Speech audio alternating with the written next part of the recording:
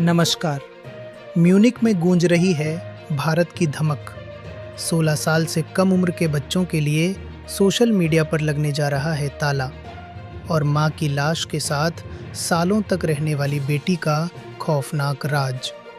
जबरदस्त खबरों के साथ मैं हूं राजेश मिश्रा और आप सुन रहे हैं जर्मनी टुडे। आज तारीख है 17 फरवरी 2026।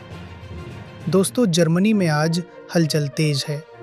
राजनीति से लेकर आपकी जेब पर असर डालने वाली महंगाई तक हम लाए हैं वो 15 खबरें जो आपके लिए जानना बेहद ज़रूरी हैं। तो बिना देर किए चलिए डाइव करते हैं आज की हेडलाइंस में। News highlights. Munich security conference में भारत और जर्मनी के रक्षा समझौतों पर नज़र। बच्चों की सुरक्षा के लिए सोशल मीडिया पर सख्त पाबंदी की तैयारी। एयर इंडिया और लुफ्थांसा का हाथ मिलाना, यात्रियों के लिए बड़ी खुशखबरी। जर्मनी में आसमान छूती महंगाई, ईंधन और खाने के दामों में उछाल। हमारे अपने शहर ब्रेमन में ईयर ऑफ द हॉर्स का शानदार आगाज। अगर आप जर्मनी की लाइफस्टाइल और यहाँ की खबरों से जुड़े रहना चाहते हैं तो अभी इस बुलेटिन को फॉलो कर लें। News in details. शुरुआत करते हैं एक बड़ी राजनीतिक खबर से। लोअर सैक्सनी यानी नीडर सैक्सन में खलबली मची है। यहाँ की सरकार ने एएफडी पार्टी के राज्य संगठन को कट्टरपंथी की श्रेणी में डाल दिया है। इसका सीधा मतलब ये है कि अब जासूसी एजेंसियां इस पार्टी के हर कदम पर अपनी पैनी नज़र रखेंगी। इधर बच्चों की डिजिटल दुनिया में बड़ा बदलाव आने वाला है। जर्मन सरकार अब 16 साल से कम उम्र के बच्चों के लिए सोशल मीडिया बैन करने का मन बना रही है।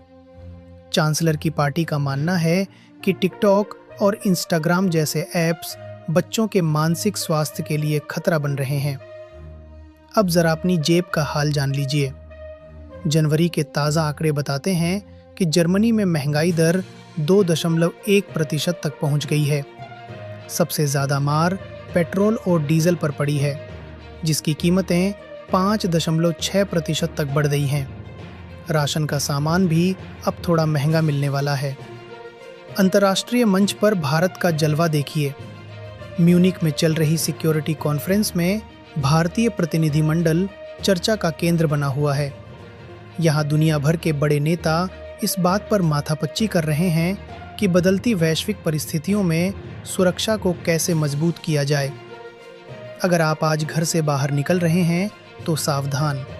नाहवहर और ऑटो वाहन पर कर्मचारियों की हड़ताल की वजह से सड़कों और सार्वजनिक परिवहन में भारी दिक्कतें आ रही हैं। अपनी सैलरी में 7% की बढ़ोतरी को लेकर यूनियनों ने चक्का जाम करने की चेतावनी दी है। सांस्कृतिक रंग में रंगा है जर्मनी। आज 17 फरवरी को चीनी नव वर्ष की धूम है। ब्रेमन की गलियों से लेकर हैम्बर्ग के कॉन्सर्ट हॉल तक लोग ईयर ऑफ द हॉर्स का जश्न मना रहे हैं। अगर आपने अभी तक कोई कार्यक्रम नहीं देखा है तो आज शाम आपके पास अच्छा मौका है। रेलवे सफ़र को सुरक्षित बनाने की मुहिम तेज। जर्मन रेलवे यानी डीबी ने अब अपने स्टेशनों पर सुरक्षा के कड़े इंतजाम किए हैं। हालिया हमलों को देखते हुए 200 नए गार्ड्स और बॉडी कैमरों की तैनाती कर दी गई है ताकि आप और हम निडर होकर सफ़र कर सकें।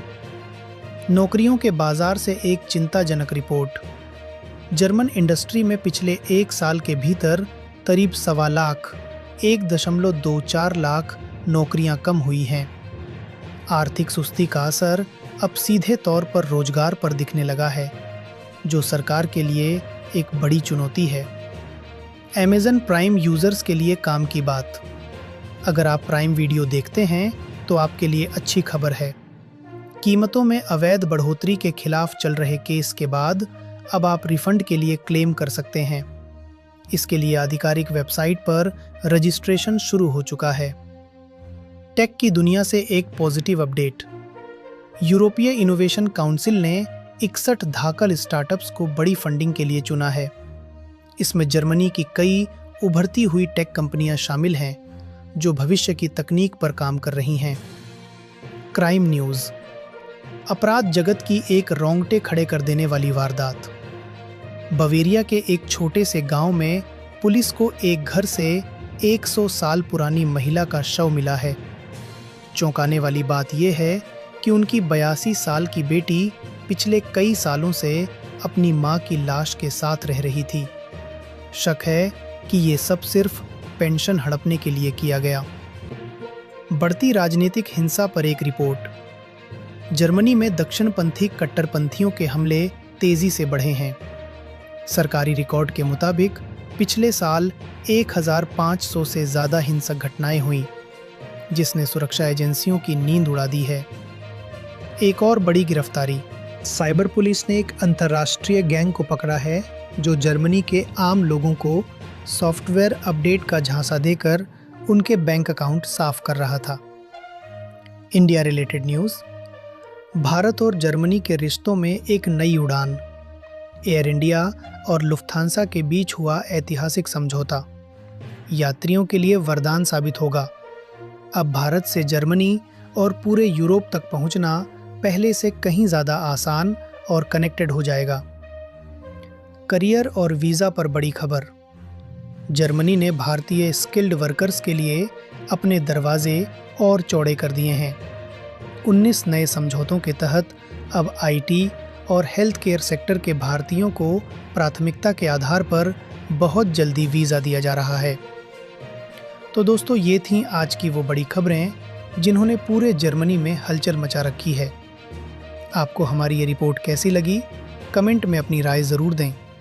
मैं राजेश मिश्रा अब आपसे विदा लेता हूँ। कल फिर मिलेंगे जर्मनी टुडे जर्मनी न्यूज़ इन हिंदी में। तब तक के लिए शुभ रात्रि और अपना ख्याल रखें।